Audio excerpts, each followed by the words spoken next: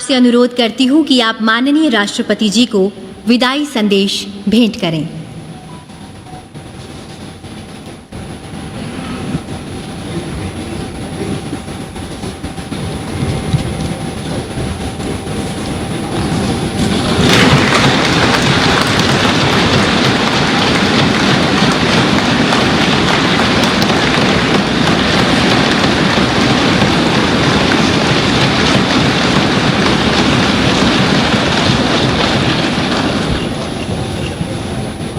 धन्यवाद मान्यवर। अब मैं अनुरोध करती हूँ माननीय उपराष्ट्रपति एवं राज्यसभा के सभापति श्री एम वेंकैया नायडू जी और लोकसभा अध्यक्ष श्री ओम बिरला जी से कि आप दोनों संयुक्त रूप से माननीय राष्ट्रपति जी को स्मृति चिन्ह भेंट करें।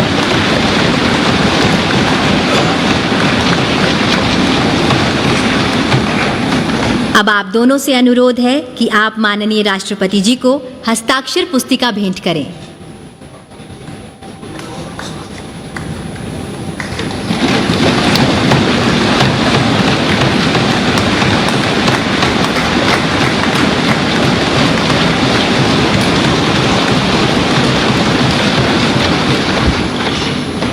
सादर धन्यवाद।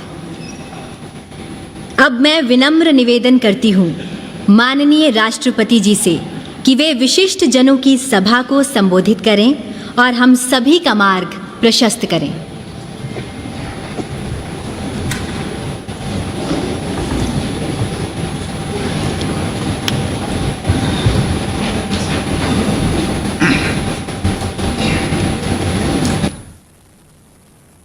राष्ट्रपति श्री एम वेंकैया नायडू जी, प्रधानमंत्री श्री नरेंद्र मोदी जी, लोकसभा के अध्यक्ष श्री ओम बिरला जी, राज्यसभा के उपसभापति श्री हरिवंश जी, सभी सम्मानित सांसदगण, विशिष्ट अतिथिगण, देवी और सज्जनों, आज आप सबसे जब मैं विदा ले रहा हूँ तो मेरे हृदय में अनेक पुरानी स्मृतियाँ उमड़ रही हैं। इसी परिसर में, जिसे सामान्यतया सेंट्रल हॉल के रूप में जाना जाता है, बरसों तक एक सांसद के रूप में मैंने ना जाने कितने सहयोगी सांसदों के साथ यादगार पल बिताए। 5 साल पहले इसी सेंट्रल हॉल में मैंने राष्ट्रपति के पद की शपथ ली थी। सांसद होने के नाते आप सभी का इस लोकतंत्र के मंदिर में एक प्रतिष्ठित स्थान है और मेरे हृदय में भी आप सबके लिए एक विशेष स्थान है और सदैव बना रहेगा।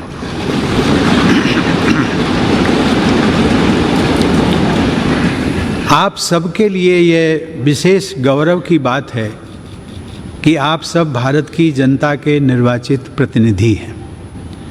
भारत की जनता ने आप सब के माध्यम से मुझे राष्ट्रपति के रूप में चुनकर देश की सेवा करने का अवसर प्रदान किया। इसके लिए मैं देशवासियों का सदैव आभारी रहूँगा।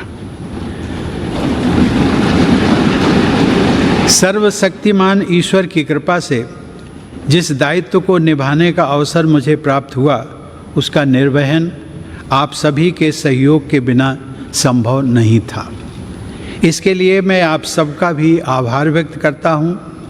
अपने कार्यकाल के दौरान मैंने अपनी पूरी क्षमता से अपने कर्तव्यों का निर्वहन करने का प्रयास किया है। आप सबने मेरे प्रति जिस अटूट विश्वास का परिचय दिया, उसके बल पर मैं अपने कर्तव्यों को भली भांति निभा सका। मेरे सभी पूर्ववर्ती राष्ट्रपति मेरे लिए प्रेरणा का स्रोत रहे हैं। माननीय सदस्यगण, राष्ट्रपति और सांसदगण उसी विकास पथ के सहयात्री हैं जो हमारे देश को प्रगति की उच्चतर उपलब्धियों की ओर ले जा रहा है। इस पथ को प्रशस्त करने वाली महान विभूतियों ने हमारे संविधान की रचना करके हमारी लोकतांत्रिक व्यवस्था की नींव रखी। यद्यपि संविधान सभा के सदस्यों को ही हमारे संविधान की रचना का श्रेय जाता है, लेकिन वह ऐतिहासिक कार्य उन्होंने भारत के लोगों के प्रतिनिधि के रूप में किया था। इसीलिए हमारा संविधान हम भारत के लोगों द्वारा अंगीकृत, अधिनियमित और आत्मार्पित किया गया। भारत के लोग ही अपने प्रतिनिधियों अर्थात आप सभी माननीय सांसदों के माध्यम से अपने गणतंत्र की यात्रा का मार्गदर्शन करते हैं। इसीलिए संसद को लोगों के तंत्र यानी लोकतंत्र का मंदिर भी कहा जाता है। देवियों और सज्जनों, हमारे संविधान के अनुच्छेद 79 के अनुसार संघ के लिए एक संसद होती है जो राष्ट्रपति और दोनों सदनों से मिलकर बनती है। इस संवैधानिक प्रावधान के अनुरूप अपनी भावना का समावेश करते हुए मैं राष्ट्रपति को संसदीय परिवार के अभिन्न अंग के रूप में देखता हूँ। जैसा कि किसी भी परिवार में होता है, संसद में भी कभी कभी मतभेद होते रहते हैं। आगे का रास्ता कैसे तय करना है, इस विषय पर विभिन्न दलों के विचार अलग अलग हो सकते हैं, लेकिन हम सब संसद रूपी परिवार के सदस्य हैं जिनकी सर्वोच्च प्राथमिकता है राष्ट्र रूपी विशाल संयुक्त परिवार के हित में निरंतर कार्य करते रहना। राजनीतिक प्रक्रियाएं राजनीतिक दलों के अपने तंत्रों के माध्यम से संचालित होती हैं, लेकिन पार्टियों को दलगत राजनीति से ऊपर उठना चाहिए और राष्ट्र सर्वोपरि की भावना से यह विचार करना चाहिए कि देशवासियों के विकास और कल्याण के लिए कौन कौन से कार्य आवश्यक हैं।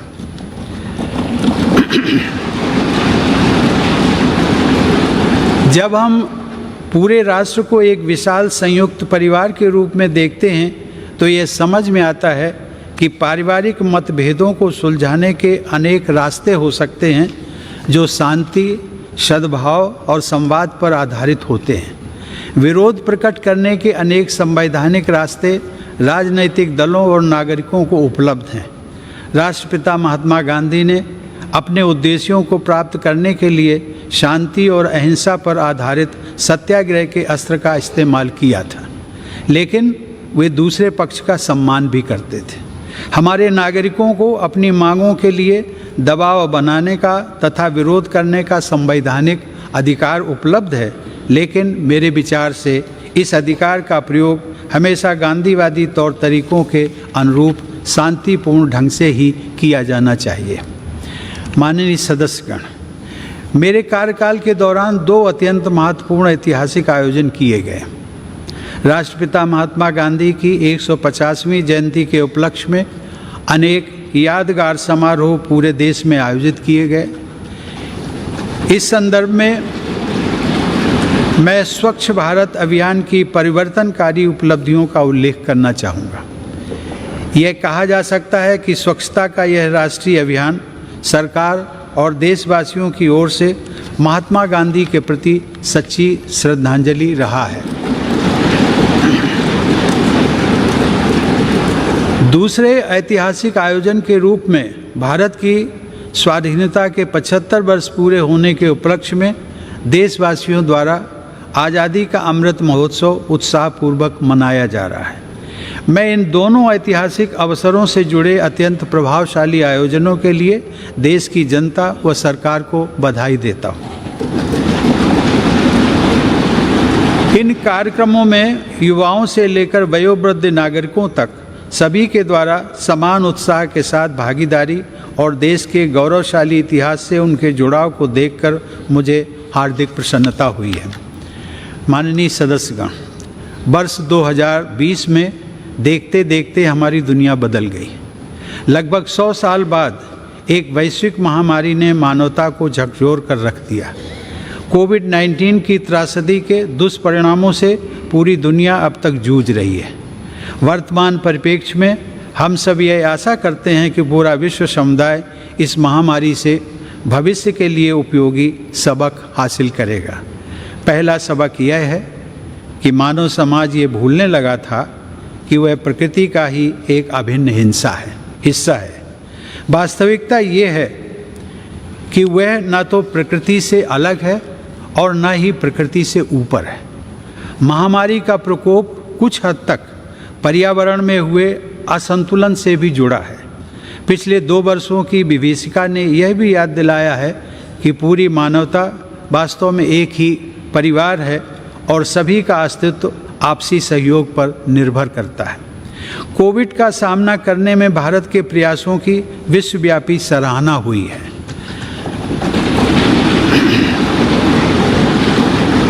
सबके प्रयास से हमने केवल 18 महीने में ही 200 करोड़ वैक्सीन लगाने का लक्ष्य प्राप्त किया है।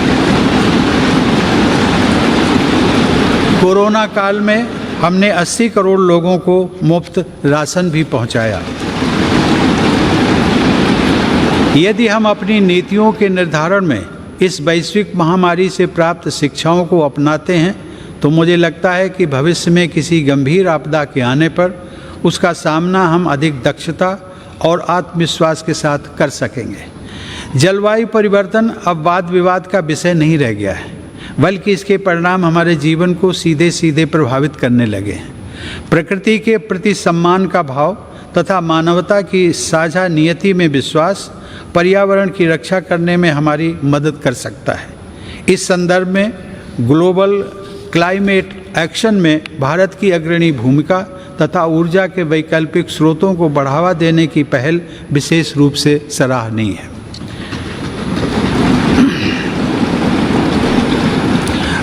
माननीय सदस्यगण, जब मैं जनसेवक के रूप में अपने और सरकार के प्रयासों के बारे में सोचता हूँ तथा अपनी पूरी पीढ़ी की ओर से विचार करता हूँ तो हमें यह स्वीकार करना पड़ता है कि समाज के हाशिए पर जीवन यापन करने वाले लोगों के जीवन स्तर को बेहतर बनाने के लिए हालांकि बहुत कुछ किया गया है, लेकिन अभी भी बहुत कुछ किया जाना बाकी है। हमारा देश धीरे धीरे ही सही लेकिन सधे हुए कदमों से डॉक्टर अंबेडकर के सपनों को साकार करने की दिशा में आगे बढ़ रहा है। मैं मिट्टी से बने एक कच्चे घर में पला बढ़ा हूँ, लेकिन अब ऐसे बच्चों की संख्या बहुत कम हो गई है जिन्हें आज भी उन कच्चे घरों में रहना पड़ता है जिनमें छत से पानी टपकता हो। आज बड़ी तादाद में हमारे गरीब भाई बहनों के पास भी पक्के घर हैं। यह बदलाव काफ़ी हद तक सरकार के विशेष प्रयासों से संभव हो सका है। अब हमारी बहुत सी बेटियों और बहनों को पीने का पानी लाने के लिए मीलों पैदल नहीं चलना पड़ता है, क्योंकि हमारा प्रयास है कि हर घर नल से जल पहुँचे। हमने घर घर में टॉयलेट्स भी बनवाए हैं जो एक स्वच्छ और स्वस्थ भारत के निर्माण की नींव डाल रहे हैं। सूर्यास्त के बाद लालटेन या दिया जलाने की यादें भी पुरानी हो रही हैं, क्योंकि लगभग सभी गांवों तक बिजली का उजाला पहुंच गया है। जैसे जैसे हमारे देशवासियों की बुनियादी ज़रूरतें पूरी हो रही हैं, उनकी आकांक्षाओं में भी बदलाव आ रहा है। इस बदलाव का बड़ा रोचक एहसास पिछले महीने ही मैंने अपनी वृंदावन यात्रा के दौरान देखा, जब वहाँ एक वृद्धा आश्रम में रहने वाली एक महिला ने मुझसे हेलीकॉप्टर की सवारी कराने का अनुरोध किया। आज सामान्य देशवासियों के सपनों को उड़ान मिल रही है। यह बदलाव भेदभाव रहित सुशासन द्वारा ही संभव हो सका है। सामान्य जन के जीवन को बेहतर बनाने वाली ये समावेशी प्रगति बाबा साहब आम्बेडकर की परिकल्पना के सर्वथा अनुरूप है। महिलाओं में सशक्तिकरण की भावना को निरंतर मजबूत होते देखकर मुझे विशेष संतोष का अनुभव होता है। यह सशक्तिकरण युवा पीढ़ी की हमारी बेटियों को और आगे बढ़ा रहा है। मैंने जितने दीक्षांत समारोहों में भाग लिया है, उनमें से अधिकांश संस्थानों में मैंने देखा है कि बेटियों का प्रदर्शन लड़कों से बेहतर रहा है। मुझे विश्वास है कि राष्ट्रीय शिक्षा नीति 2020 इस बदलाव को और तेज़ी से आगे बढ़ाएगी। मेरा मानना है कि आने वाले वर्षों में महिला सशक्तिकरण से हमारा समाज और अधिक मजबूत होगा। स्त्री पुरुष के बीच समानता के इस अभियान का प्रभाव अन्य क्षेत्रों में हो रही प्रगति में भी परिलक्षित होता है। माननीय सदस्यगण, अपनी बात समाप्त करने से पहले मैं राष्ट्रपति पद के लिए नवनिर्वाचित श्रीमती द्रौपदी मुर्मू को हार्दिक बधाई और शुभकामनाएं देता हूँ।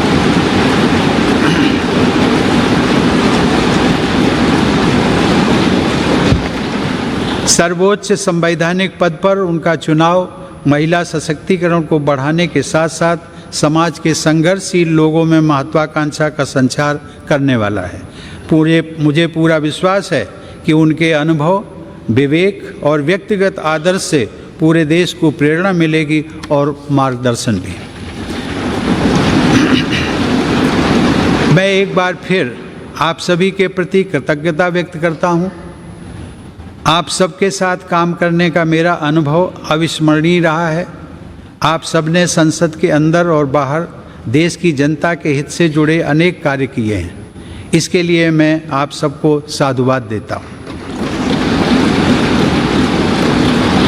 अपने कार्यकाल के दौरान मैंने आप सबके साथ विभिन्न आयोजनों में विचारों का आदान प्रदान किया है। मैं समय समय पर सांसदों के तथा अन्य क्षेत्रों में कार्यरत लोगों के अनेक प्रतिनिधि मंडलों से भी मुलाकात करता रहा हूँ। राष्ट्रपति के पद को आप सब ने जिस प्रकार निरंतर सम्मान दिया है उसकी मैं सराहना करता हूँ। इस दौरान मुझे प्रधानमंत्री श्री नरेंद्र मोदी जी व उनके मंत्रिमंडल के सदस्यों के साथ काम करने का भी अवसर मिला है। उन सब ने मुझे जो विशेष सम्मान दिया है उसके लिए मैं उन सभी को धन्यवाद देता हूँ। मैं उपराष्ट्रपति जी श्री एम वेंकैया नायडू को उनके सतत सहयोग के लिए धन्यवाद देता हूँ। वेंकैया जी ने राज्यसभा के सभापति के रूप में और ओम बिरला जी ने लोकसभा के अध्यक्ष के रूप में जिस तरह संसद के कार्यकलापों को संचालित किया है तथा देश की महान संसदीय परंपराओं को आगे बढ़ाया है, उसके लिए आप दोनों बधाई और सराहना के पात्र हैं। मुझे राज्यों के राज्यपालों व मुख्यमंत्रियों तथा केंद्र शासित प्रदेशों के उपराज्यपालों व प्रशासकों से भी पूरा सहयोग मिलता रहा है। उन सबके प्रति भी मैं आभार व्यक्त करता हूँ। मुझे विश्वास है कि आप सभी सांसदगण हमारे सभी देशवासियों, विशेष रूप से जो विकास यात्रा में पीछे रह गए हैं, उनकी सेवा करने के लिए हर संभव प्रयास करते रहेंगे। साथ ही आप सब हमारे महान संविधान के अनुरूप सर्वोच्च लोकतांत्रिक परंपराओं को और भी मजबूत बनाएंगे। मेरी शुभकामना है कि आप सब समाज व राष्ट्र को और अधिक मजबूत बनाने के अपने प्रयासों में सफलता प्राप्त करें। धन्यवाद। जय हिंद।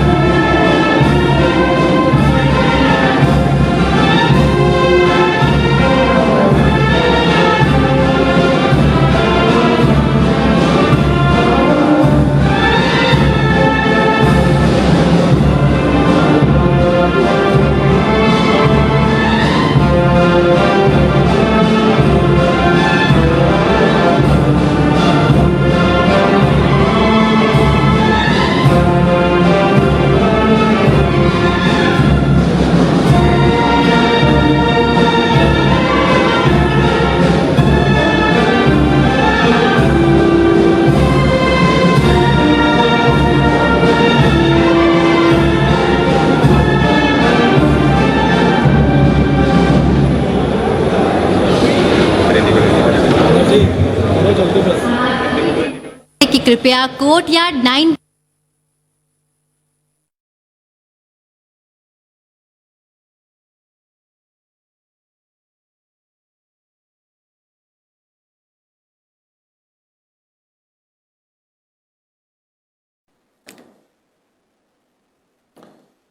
जी, और ये आप सीधी तस्वीरें देख रहे हैं सेंट्रल हॉल में विदाई समारोह के बाद राष्ट्रपति रामनाथ कोविंद जी, प्रधानमंत्री नरेंद्र मोदी जी,